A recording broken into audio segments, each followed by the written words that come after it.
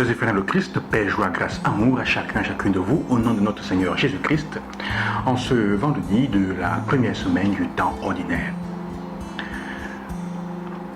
Appartenez-vous à la catégorie des personnes qui ne regardent les choses qu'à la superficie, qui ne restent à ce qui est à l'apparence des choses ou qui d'habitude cherchent à aller en profondeur?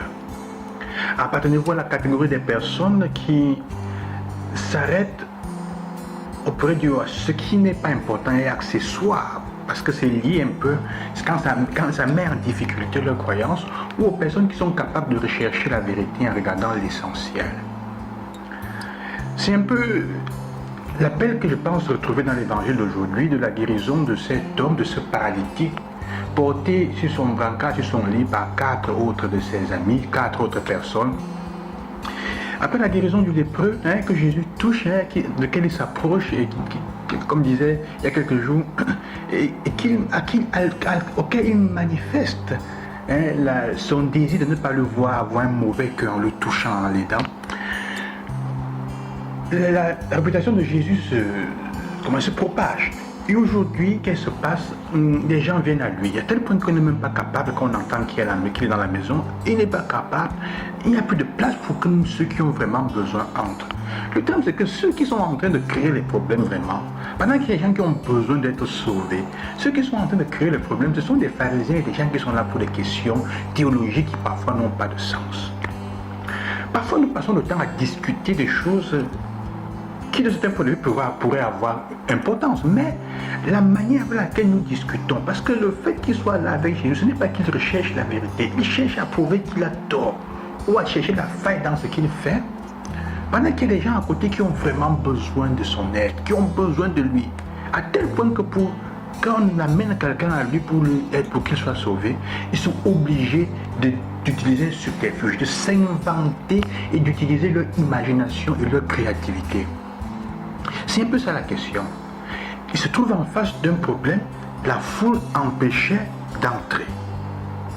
Et ça arrive souvent, ce n'est pas la première fois que l'évangile parle de la foule. Avec Zachée, on nous parle de la foule qui empêchait. Avec les enfants qui veulent aller à Jésus, on nous parle des disciples, donc d'une autre foule qui empêchait qu'ils aillent à Jésus. Souvent dans notre vie, on rencontre beaucoup de personnes ou de situations qui cherchent à nous empêcher à aller chercher à rencontrer le Christ. Nous avons besoin de guérison, nous avons besoin de son amour, et on trouve des obstacles sur notre route. Quand tu rencontres des obstacles dans notre cheminement, à la suite du Christ, comment est-ce que tu te comportes? Nos communautés parfois sont remplies de hiérarchies et de systèmes qui empêchent les personnes vraiment qui ont besoin de rencontrer le Christ, d'être prises en charge. Alors ces 4 hommes baissent le toit. Rien ne les arrête, ce n'est même pas chez eux. Ce qui est important, c'est qu'ils rencontrent le Christ. Ils trouvent une autre voie. Voilà la parole juste. Apprendre à trouver une autre voie pour rencontrer le Seigneur. Ne pas se laisser arrêter. Ça, c'est ce qui est important. Ils trouvent une autre voie. Parfois, notre Église est tellement ankylosée par des systèmes hiérarchiques et patriarcaux, comme on ne sait pas comment dire, qu'on ne voit même pas certaines choses. On ne voit pas le bien de la personne. On voit d'abord la structure. Il faut parfois être capable de découvrir, d'ouvrir le toit pour entrer, trouver ce qui est important dans la maison. Le toit dit la structure, qui parfois prend plus d'importance que la vie des gens. On est parfois tellement occupé à tenir sur pied une certaine vision extérieure qu'on perd de vue l'importance qui est de donner le Christ aux gens.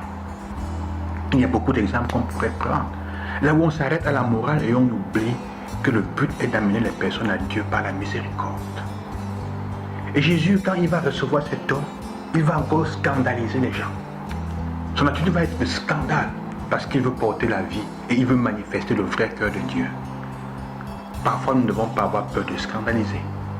Évidemment, il faut scandaliser ceux qui ne veulent pas se laisser convertir par le Christ. Pas scandaliser les petits-enfants, comme Jésus dit dans l'évangile. Ça vaudrait de la peine si tu scandalises un enfant, qu'on attache une meule au cou et qu'on te jette dans le fleuve, dans le lac. Mais scandaliser parfois ceux qui pensent être, ceux qui ont la foi, qui ont Dieu dans leur main, qui ont la vérité. Il faut parfois les scandaliser. en trouvant des voies alternatives qui nous permettent de rencontrer le Christ. Et cela est possible. Le temps que nous vivons un temps, nous sommes appelés comme communauté souvent à réfléchir sur des situations alternatives. Comment trouver des voies alternatives pour faire arriver au Christ même des personnes qui sont loin, qui ne sont pas capables de venir d'elles-mêmes. Porter ces personnes et les amener au Christ pour entrer même par le toit quand la porte est bloquée par des gens qui pensent être ceux qui doivent être dedans, mais qui sont là simplement pour causer des problèmes. Je me souviens une fois, j'étais en train de confesser, il y a une dame, pendant que dans au confessionnal avec quelqu'un qui avait vraiment besoin, il y a quelqu'un d'ailleurs qui s'est mis à toquer fort. C'est scandaleux. Oh, vous n'avez pas encore fini? Qu'est-ce que j'aurais fait? Il y a des gens comme ça qui pensent qui sont complètement fixés sur le temps. Elles ont droit, mais elles ne voient pas le besoin de miséricorde des autres.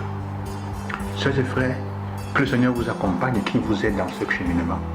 Qui vous aide à avoir le courage de trouver des voies alternatives pour aller au Christ, ne pas avoir peur, d'ouvrir votre cœur à lui et de lui faire confiance.